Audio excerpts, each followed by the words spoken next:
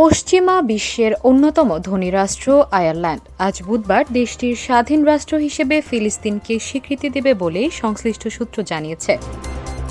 বার্তা সংস্থা রয়টার্স এক প্রতিবেদনে জানায়, চলতি সপ্তাহে ইউরোপিয়ান ইউনিয়নের সদস্য দেশ আয়ারল্যান্ড, স্পেন, স্লোভেনিয়া এবং মাল্টা একসঙ্গে ফিলিস্তিনকে স্বাধীন রাষ্ট্র হিসেবে স্বীকৃতি দেওয়ার পরিকল্পনা করছে।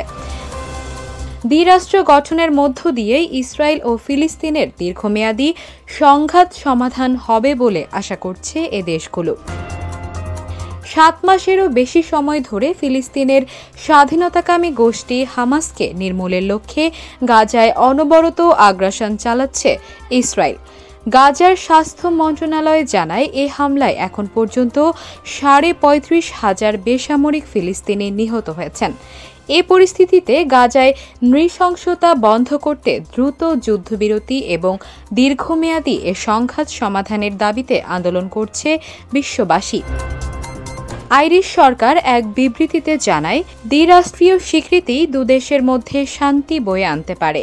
বুধবার আইরিশ প্রধানমন্ত্রী এবং পররাষ্ট্রমন্ত্রী গণমাধ্যমকে ইসরায়েল ও ফিলিস্তিনের দ্বিরাষ্ট্রীয় স্বীকৃতি সম্পর্কে সিদ্ধান্ত জানাবেন।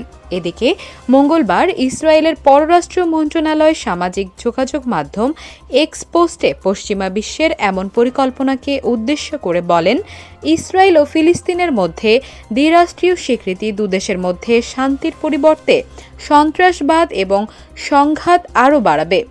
আপনারা হামাসের হাতের পুতুল হয়ে যাবেন না।